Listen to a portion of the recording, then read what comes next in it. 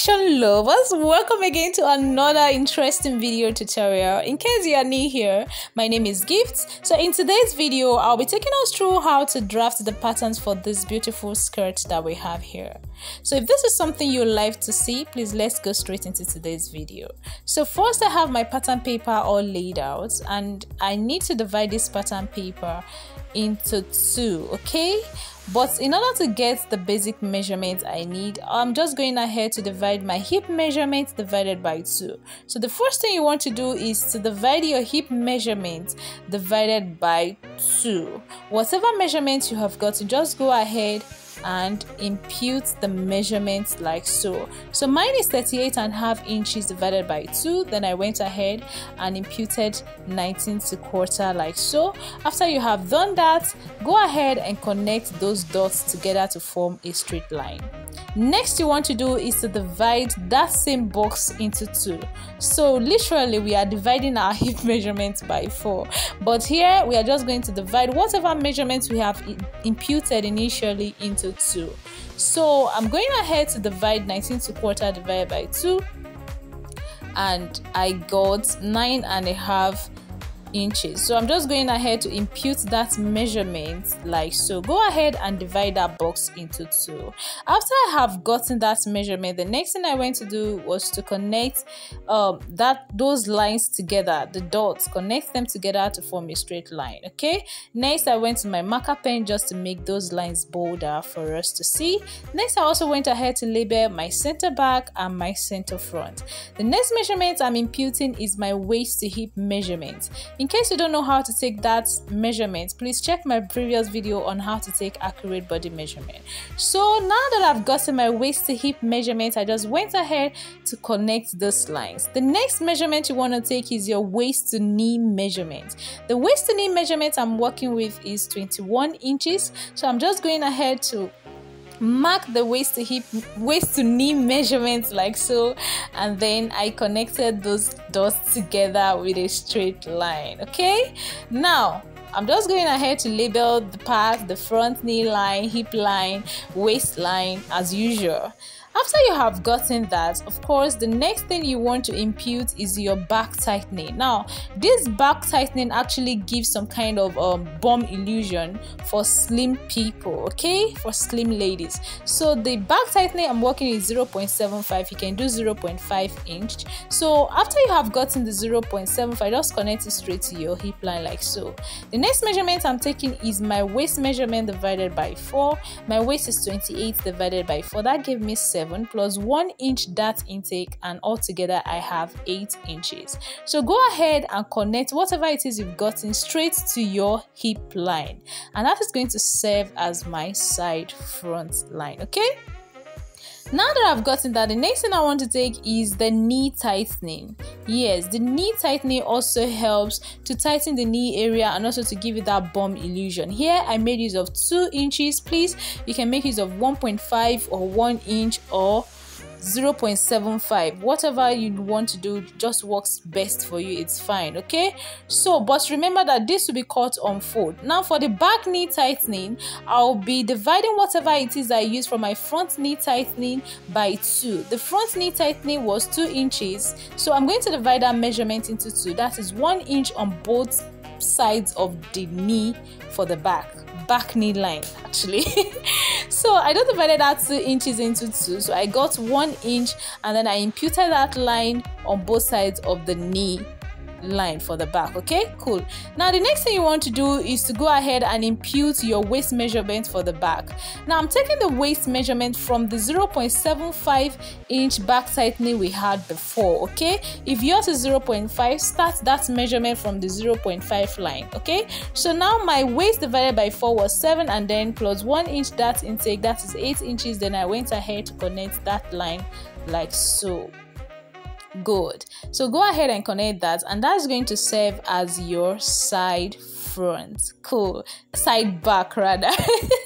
So now I'm going to connect the 1 inch that knee tightening that we had before to my hip line like so. Okay, the 1 inch you measured for your knee tightening on both sides of the back, just connect it like so, and then extend the line down to wherever you want your hemline to get to. If you want it to be a short skirt, go ahead and do that. If you want it to be longer than this, please feel free to add extra papers to yours. Okay, now that I've gotten that, the next measurement I want to take is my dart intake. To get your dart, divide your bust span by 2 and then impute the measurement for the front. While for the back, I'm just going ahead to divide what I have on my waistline divided by 2.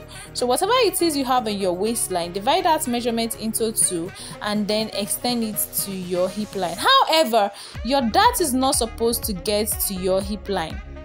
So I decided to make these lines bolder. So I'm going in with my marker pen just to make those lines bolder for us to see. Okay, make them bolder for us to see. And I also went ahead to relabel so that we will understand. Now back to the dart. I said our dart is our bust span divided by 2. So mine is 8 inches divided by 2. I got 4. Okay, so I'm just imputing that 4 inches like so. And your dart is not supposed to get to your hip line. It's supposed to stop at least 2 inches before your hip line. So I'm just going ahead to draw that line like so for the front. While for the back side, just divide what you have on your waistline divided by 2. The next thing I'm doing is just to draw those lines that do have. So for your back, divide what you have there as your waist measurement divided by 2, impute whatever it is you've gotten, and then make sure your darts do not get to your hip line. It has to stop at least 2 inches before your hip line. So remember, our dart intake is 1 inch. I'm just marking ½ inch on both sides for the dart legs. Okay, cool. So that's basically that for the dart. Next, I'm going in with my marker pen just to make those lines bolder for us to see as usual. Now we are getting this beautiful skirt patterns ready. Okay, so go ahead and do exactly what I'm doing just now, just to make those lines bolder. That's literally what we are doing here.